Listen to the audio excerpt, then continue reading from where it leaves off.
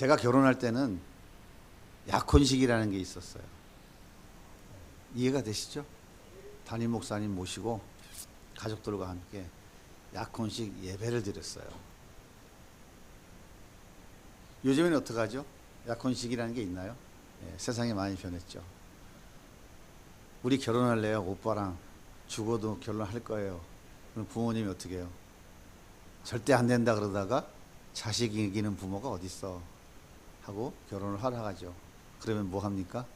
양가 부모가 만나죠. 문희자 집사님은 굉장히 무슨 얘기를 하는 건가 싶은 눈치로 쳐다보시는 것 같은데 조금 기다리면 하셔요. 상견례.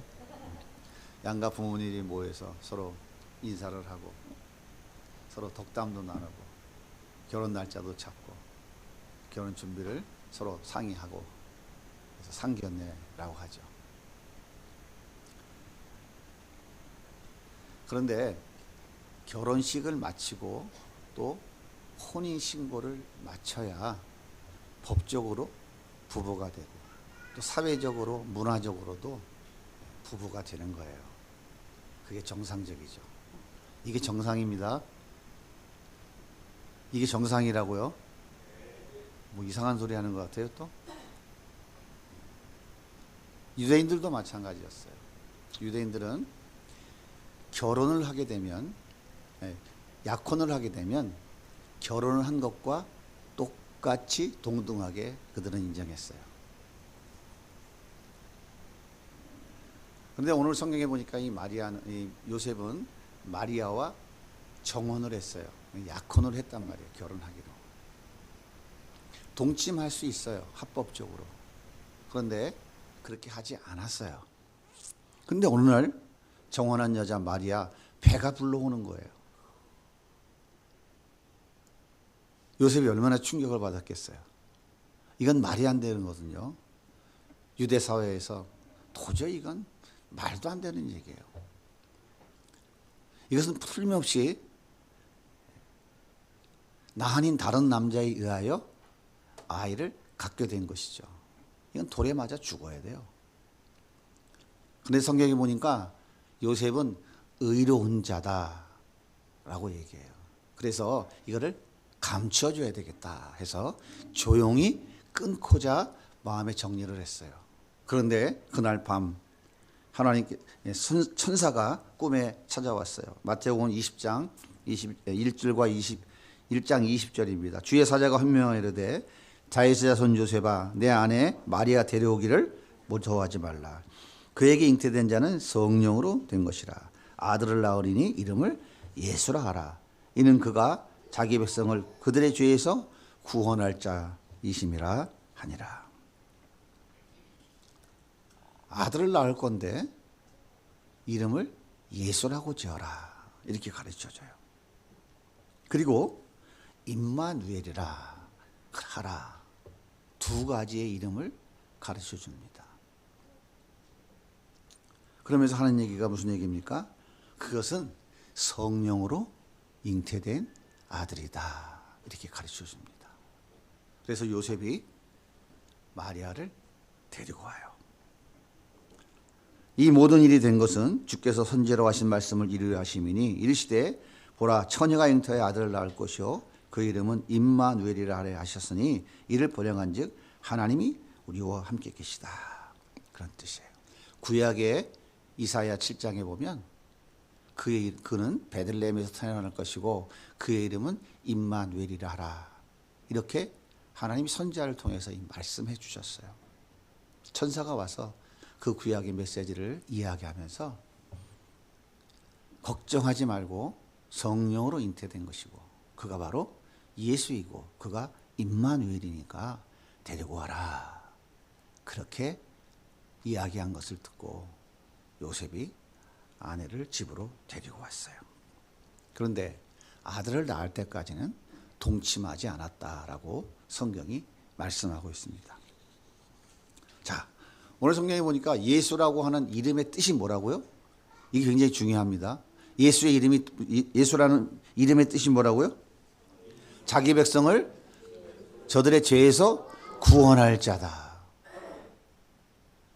자기 백성을 그들의 죄에서 구원할 자다. 이게 바로 예수의 뜻이에요. 우리를 구원할 자가 누구라고요? 맨날 예수 예수 하잖아요. 예수님, 예수교 장로회 뭐 예수 빼놓으면 뭐 하는 말 없잖아요. 근데 예수의 이름의 뜻도 모르고 우리는 신앙생활하는 거 혹시 아닌가요? 우리는 다 잘 알고 있죠? 세비전 양임교회 성도가 이거 모르시는 분 없죠? 예수의 이름의 뜻이 뭐라고요? 자기 백성을 그들의 죄에서 구원할 자란 말이에요. 예수 아니면 누가 구원을 해요? 자, 임마누엘의 뜻은 뭐죠? 임마누엘. 오늘 말씀하고 있죠? 23절에. 하나님 우리와 함께 계시다 이 말이에요. 하나님 우리와 함께 계시다. 그러니까 예수님은 이 땅에 오신 목적이 두 가지인데 그 두 가지가 이름 속에 담겨 있어요. 첫째가 뭐냐면 자기 백성을 구원하기 위해서 오신 거예요. 또 한 가지는 뭐예요? 임마누엘 하기 위해서 온 거예요. 함께 살기 위해서 이 땅에 오신 거예요. 예수님이 왜 오셨다고요? 예수님이 왜 오셨다고요? 성탄절이잖아요, 오늘. 그러니까 예수님이 왜 오셨다고요? 첫째가 예수하기 위해서 온 거예요. 예수하기 위해서. 예수하기 위해서. 자기 백성들을 구원하시기 위해서. 무엇에서 구원하려고? 죄에서. 뭐에서 구원하려고요? 정확하게 이해하셔야 돼요. 뭐에서 구원하려고요? 반지하에서 지상 1층으로 13평 아파트가 33평 아파트로? 대답을 안 하세요. 통장 잔고 10만 원 있는 사람이 1억으로? 병 고쳐주시기 위해서? 무엇하기 위해서 오셨다고요? 죄에서 구원하기 위해서. 2000년 전에 그분이 영광 보좌를 비워놓으시고 이 땅에 인간의 몸을 입고 오셨다고요. 예수님이 왜 오셨다고요? 예수님이 왜 오셨다고요? 누구 죄를 구원하려고? 내 죄를 구원하려고. 나를 구원하려고. 이거면 다 된 거 아니에요? 이거면 다 된 거라고요. 오늘은 설교를 또 길고 하면 안 되잖아. 성찬식도 해야 되니까. 근데 이건 너무 중요한 거기 때문에 우리가 정확하게 이해를 하고 가야 돼요. 우리가 몇 시간마다 맨날 외치는 거예요. 예수님 나의 구원자입니다. 예수님 나의 왕이십니다. 예수님 나의 주인이십니다. 이게 그리스도인의 정체성이에요. 예수가 그것 해주시기 오신 거라고요. 그러니까 잊어버리지 말고 이름에다 딱 박아놓은 거라고. 이름에다가 딱 박아놨다고요. 예수님 뭐하러 오셨다고요? 예수하기 위해서 오셨다고. 예수님 뭐하러 오셨다고요? 임마누엘 하기 위해서 오셨다고요. 이게 무슨 말이야? 말을 바꾸면 우리와 함께 하기 위해서, 함께 살기 위해서 오신 거라고요. 2000년 전에 예수님께서 저 베들레, 유다 땅 베들레헴에 이 땅에 인간의 몸을 입고 그 거룩하신 하나님이 오셨던 것은 바로 이 두 가지 하기 위해서 온 거예요. 예수하기 위해서, 임마누엘 하기 위해서 오신 거라고요. 그래서 우리는 기쁘다 구주 오셨네. 나를 구원한 자가 오셨네. 다 함께 찬양하자고 우리는 박수를 치고 있는 거예요. 떨어진 아들이 이번에 삼수해서 반드시 서울대학 들어갈 것을 그분이 해주시기 위해서 이 땅에 오신 것이 아니라고요. 교회를 크게 짓고 성도를 많이 모으라고 예수님께서 이 땅에 오신 것이 아니라고요. 무엇하기 위해 오셨다고요? 창세전에 선택하는 하나님의 백성들을 구원하시기 위해서 그분이 오셨다고요. 하나님이신 그분이 영광과 존귀와 권세와 능력 모든 것을 다 포기하시고 인간의 몸을 입고 이 땅에 어디 오셨다고요? 마국간에 오셨다고요. 그러면 예수님이 구원해야 될 자기 백성들의 지은 죄가 뭘까요? 지은 죄가 뭐예요? 그것은 다름이 아니라 하나님과의 언약을 깨트린 죄예요. 더 쉽게 말하자면 불순종한 죄예요. 하나님께서 아담과 하와에게 에덴 동산에서 마음껏 다스리며 누리며 번성하며 살라고 모든 것을 위임해 주셨어요. 창세기 1장 28절. 하나님이 그들에게 복을 주시며 하나님이 그들에게 이르시되 생육하고 번성하여 땅에 충만하라. 땅을 정복하라. 바다의 물고기와 하늘의 새와 땅에 움직이는 모든 생물을 다스리라 하시니라. 모든 걸 다 위임해 주셨어요. 그런데 한 가지 딱 조건이 있었어요. 내가 마음껏 누리고 마음껏 다스리고 생육하고 번성해서 한마디로 말하면 네가 왕이야. 이 땅에 네가 왕이야. 네가 왕 노릇하며 살아. 그런데 한 가지 조건이 있어. 그것은 뭐냐면 동산 중앙에 선악을 알게 하는 나무 열매는 먹지 말라라고 하는 것이에요. 창세기 2장 16절입니다. 같이 읽어볼게요. 시작. 여호와 하나님이 그 사람에게 명하여 이르시되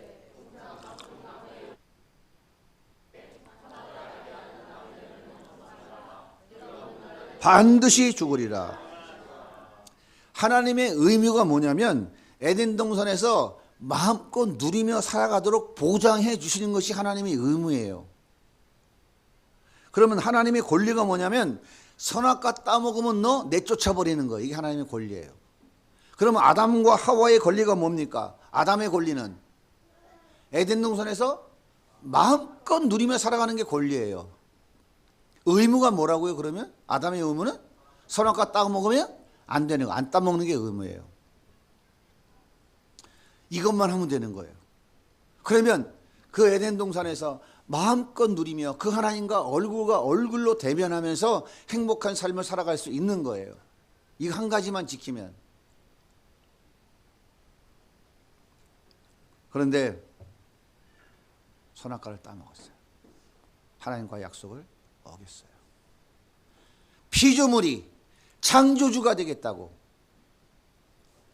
선악의 판단 기준은 아담이 아니고 누구예요? 하나님이시라고요. 그분이 옳다고 하면 오는 것이고 그분이 틀리다 하면 틀린 거예요. 그런데 뱀의 유혹을 받고 네가 선악과를 따먹으면 눈이 밝아져 하나님같이 된다. 피조물인 인간, 티끌 먼지인 이 인간이 자기가 창조주 하나님이 될 수 있다고 하는 사단의 미혹에 빠져서 착각을 한 거예요. 그래서 자기가 선악의 기준되어서 자기 멋대로 하나님 자리에 올라가 보겠다고 인간이 선악과를 따먹은 거예요. 하나님은 창조주, 나는 피조물. 하나님은 왕이시고 나는 청지기. 나는 그분은 주인이시고 나는 종이라는 이 관계를 설정해 놓은 이 언약을 깨트린 거예요. 죽어야 돼요, 살아야 돼요. 그래서 하나님이 정령 죽으리라 말씀하신 거예요. 그러면 아담과 하와는 잘 지켰어요? 못 지켰어요? 못 지켰어요? 내가 따먹은 게 아닌데. 여러분 따먹었어요? 안 따먹었어요? 근데 왜 나한테 덤태기를 뒤집으시오?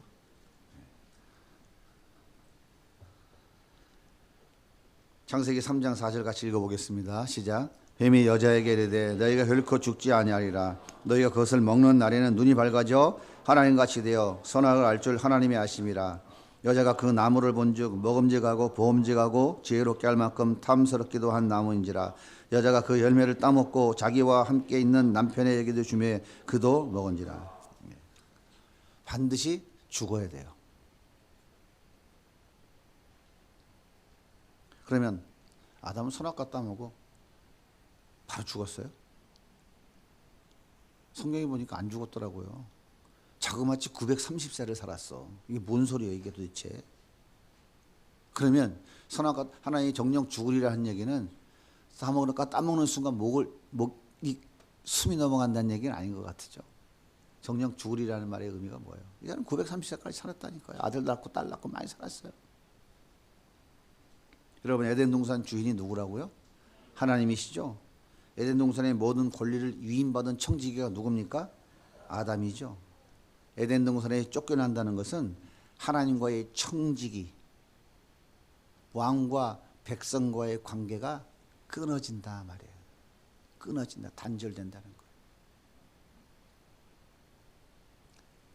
그러니까 선악과 따먹으면 반드시 죽는다라고 하는 얘기는 무슨 얘기냐면 즉시 그 목숨이 끊어진다는 말이 아니라 하나님과의 관계, 모든 관계가 단절되어진다는 거예요. 단절이라는 말은 무슨 말입니까? 단절. 제가 표현을 해볼까요? 단절. 단절은 자, 이게 단절이에요? 이게 단절인 거예요. 하나님과의 모든 관계가 이렇게 끊어져 버린 거라고요. 하나님과의 교제가 단절되고 하나님의 은혜와 사랑이 단절되고 하나님이 공급하신 모든 것들이 다 단절되는 거예요. 즉 에덴 동산에서 누렸던 모든 것들을 다 잃어버리는 거예요. 자, 그럼 보세요. 나의 안전과 행복은 누가 책임져야 돼요? 네? 나의 안전과 행복은 누가 책임져야 되냐고요? 그래, 그렇게 살아보니까 어땠어요? 잘 되던가요? 안 됐어요? 그러면 예수님을 붙잡아야지 뭐 여전히 내가 왕이라고 사시면 되겠어요. 하나님 관계가 끊어졌으니까, 단절됐으니까, 하나님의 은혜와 공급하신 모든 것이 끊어졌으니까 그 다음에 먹고 사는 건 누가 해야 돼요? 내가 해야 된다니까. 하나님이 땅도 다 저주했어요. 자연과의 관계도 다 깨졌어요. 나와의 관계도 깨졌어요. 그러니까 맨날 무슨 뭐 우울증인지 우울증인지 뭐 이런 거 허덕거리고 앉았고, 뭐 다른 사람 대인적인 관계도 다 깨져서 저 사람이 뭐 조금 뭐 멋진 것만 입고 와봐 이러면서 뒤에서 그게 뭐 하는 거예요? 관계가 다 깨져서 그런 거예요. 천국에 가면 왜 다 우리가 형제 자매인지 아세요? 관계가 완전히 회복됐기 때문에. 아저씨 아줌마가 필요 없어요. 이웃집 할아버지가 남편도 필요 없어요. 다 형제 자매인 거예요, 그게. 근데 하나님의 관계가 깨져 보니까 뭐야? 다 시기 질투 미움 다툼이 버글버글한 거예요. 죽여야 내가 이기고 집 밟아야 내가 올라서는. 이게 왜 이렇게 됐다고요? 하나님과의 관계가 단절됐기 때문에 그런 거예요. 그런데 여러분들이 열심히 살아보니까 어때요? 잘 안 되죠? 열심히 학원에 돈 갖다 주고 공부했는데 쟤는 서울대학 가는데 나는 서울 상대를 가고 도대체 인생이 싫단 말이야. 그죠? 그러면서 뭐라고 그래요? 에? 힘들고 지친 인생길. 너무 힘들어. 온갖 고통과 번민 속에 살아가는 인생길. 예? 아무리 애쓰고 몸부림쳐도 만족이 없는 그 허망한 인생길, 늘 비명 속에 헉헉거리며 살아가는 그 길 가다가 그 길 끝에는 뭐가 있어요? 영원한 멸망과 저주가 기다리고 있는 거예요. 이게 정령 죽는 거라니까요.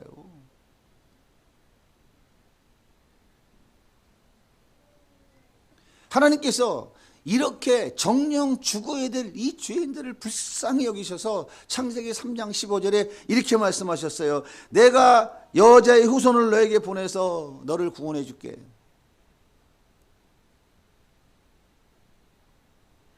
내가 너로 여자와 원수가 되게 하고 내 후손도 여자의 후손과 원수가 되게 하리니 여자의 후손은 내 머리를 상하게 할 것이요 너는 그의 발꿈치를 상하게 할 것이라 하시고. 여자의 후손이 누굽니까? 예수님이잖아요. 모두 마태복음 1장 23절 읽었잖아요. 요셉의 후손이에요? 누가 잉태했어요? 성령이.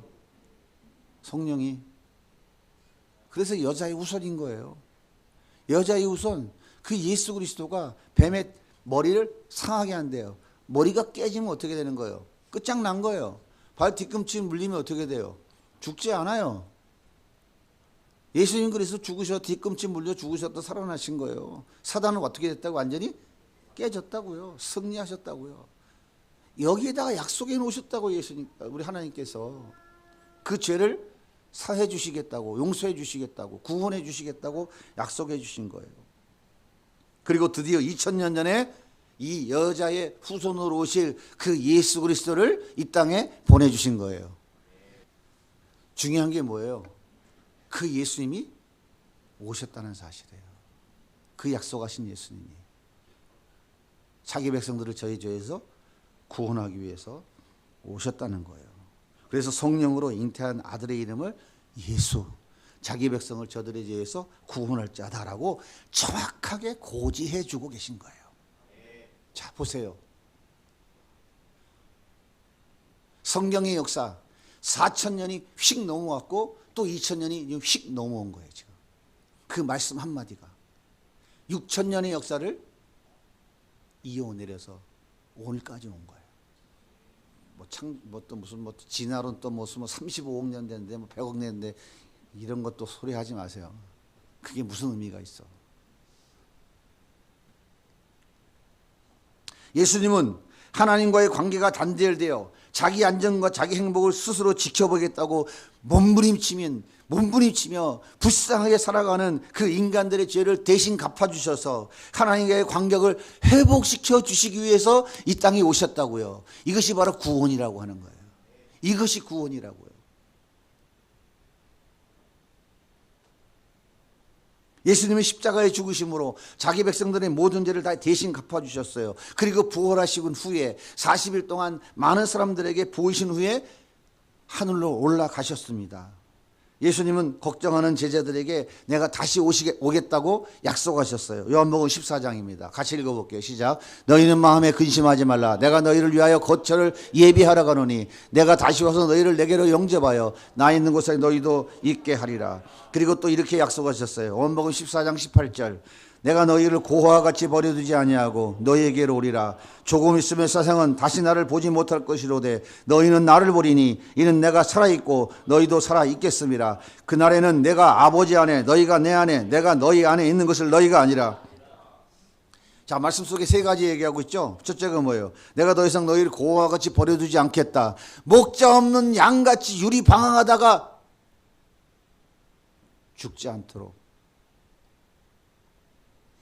해주겠다는 거예요. 세상은 나를 보지 못하지만 너희는 나를 볼 것이다. 세상은 자기 소견에 옳은 대로 살아가는 자들은, 하나님이 택하지 않은 자들은 날 못 본다. 그러나 너희는 날 볼 거야. 어디서 볼 거예요? 천국에서 봐요. 조금 있으면 봐요. 다시. 왜요? 그분이 다시 오신다고 약속하셨거든. 다시 오신다고. 세 번째, 내가 아버지 안에 너희가 내 안에 내가 너희 안에 있는 것을 보게 될 것이다. 무슨 얘기를 하는 겁니까? 이 얘기가. 내가 너희를 말로만 용서해주고 내가 그냥 용서해 준 것으로 끝나는 것이 아니라 내가 너희에게 다시 오겠다는 거예요. 다시 와서 내가 너 안에, 너가 내 안에 살아가는 삶을 살아가겠다라고 말씀하고 있는 거예요. 그러면 예수님이 언제 다시 오셨어요? 언제 다시 와요? 이미 오셨잖아요. 여러분 마음 안에 오셨잖아요. 그분을 누구라고 그래요? 육이 없는 예수, 성령, 그분이 오셨잖아요. 여러분 안에 계셔요, 안 계세요? 여러분과 함께 살고 계세요, 안 살고 계세요? 약속대로 임마누엘 하셨잖아요. 요한복음 14장 16절입니다. 시작. 내가 아버지께 구하겠으니 그가 또 다른 보혜사를 너희에게 주사 영원토록 너희와 함께 있게 하리니 그는 진리의 영이라. 세상은 능히 그를 알지 못하. 이는 그를 보지도 못하고 알지도 못합니다. 그러나 너희는 그를 아나니 그는 너희와 함께 거하시며 또 너희 속에 계시겠습니다. 자, 이 말씀을 듣고 있는 제자들이 예수님이 다시 오신 거 그들이 알았어요, 몰랐어요? 알았어요, 몰랐어요? 아, 왜 몰라? 베드로가 공회에서 예수님 3번이나 저주하다가 그 예수님 다시 만났잖아. 예? 사도행전에 보면 약속하신 것을 기다리라. 그가 뭐야? 성령이잖아. 예수의 영이 왔잖아요. 예수의 영이 와가지고 어떻게 됐어? 빌빌거리고 저주하고 도망갔던 공회 옆에서 니들이 예수 때려 죽였잖아. 그가 하나님의 아들 메시아야. 이런 사람을 변했잖아요. 왜? 그 예수가 왔으니까. 예수의 영, 성령이 오셔서. 여러분 안에 계셔 안 계세요? 계셔 안 계세요? 요한복음 14장 26절에 뭐라 그래요? 보혜사 성령이 오면 너에게 모든 것을 가르쳐주고 깨닫게 하시고 생각나게 해줄 것이라고 했어요, 안 했어요? 여러분이 예수님 나의 구원자입니다, 나의 왕이십니다, 나의 주인이라고 고백합니까, 안 합니까? 어떻게 해요? 예수님이 나를 저주하는 분이 아니라 축복하시는 분이라고 여러분 고백합니까, 안 합니까? 어떻게 하는 거예요? 여러분 머리가 좋아서요? 성경을 많이 알아서 하는 거예요? 그것이 바로 여러분 안에 계신 예수의 영, 임마누엘 하신 예수의 영, 그분이 여러분 안에서 성령이 깨닫게 하셔서 말씀하게 하시는 거예요.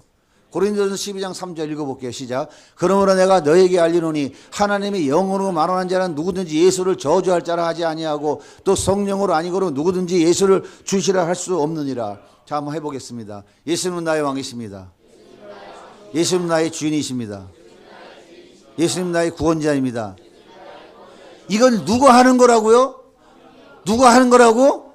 내 안에 계신 성령, 그 예수의 영이 지금 하게 하시는 거라고요.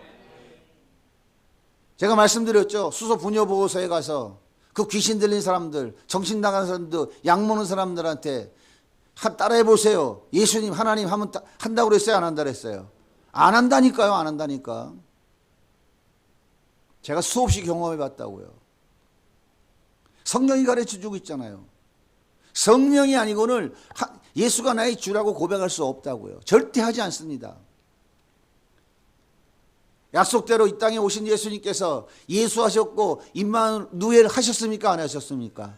자기 백성들, 저기 백성들, 저들의 죄에서 구원한 자들에게 그 예수가 영으로, 육이 아닌 영으로 다시 오셔서 여러분 안에 지금 살고 계신단 말이에요. 예수님 그거 하시려고 오신 거예요.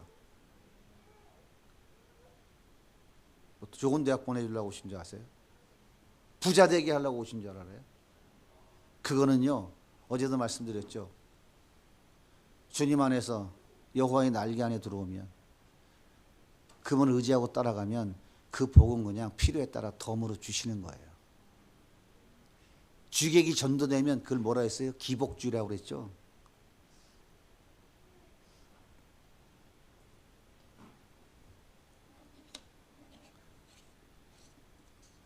예수님이 땅에 인간의 몸을 입고 오셨습니다. 태어나셨어요. 그리고 남자의 후손으로 태어난 것이 아니라 성령으로 잉태하여 여자의 후손으로 태어나셨습니다. 그렇게 잉태하신 예수님은 이 땅에서 두 가지 이름을 부여받으셨어요. 하나는 예수라는 이름이에요.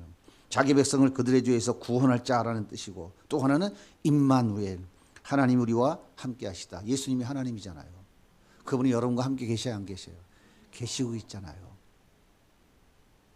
예수님은 자기 백성들을 그들의 죄에서 구원하시고 십자가에 죽기 위해서 오셨어요. 그리고 부활하시고 승천하신 후에 자기 백성들과 함께 살기 위해서 다시 오셨습니다. 육이 아닌 영으로 오셨어요.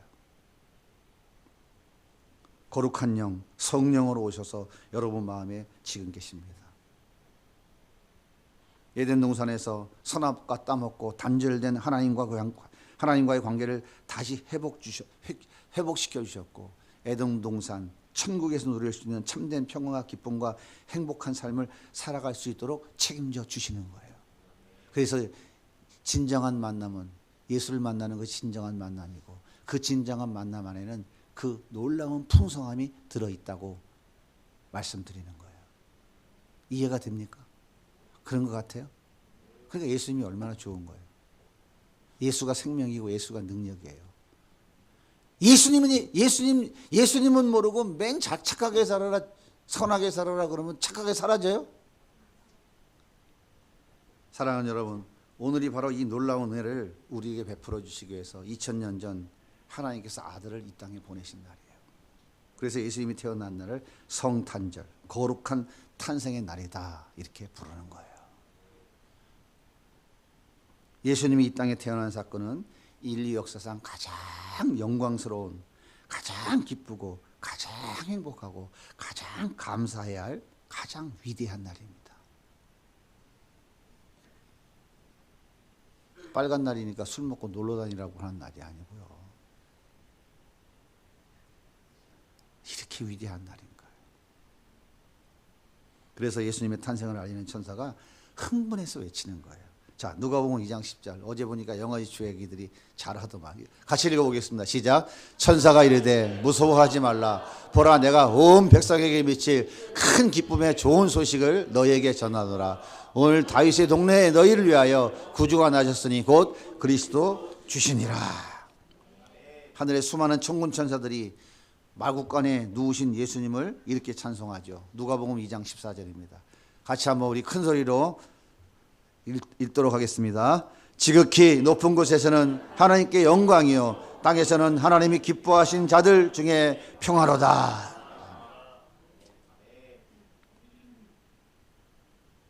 이 놀라운 은혜와 사랑을 값없이 거저받은 우리는 예수님의 이 거룩한 탄생 앞에서 어떻게 반응해야 될까요?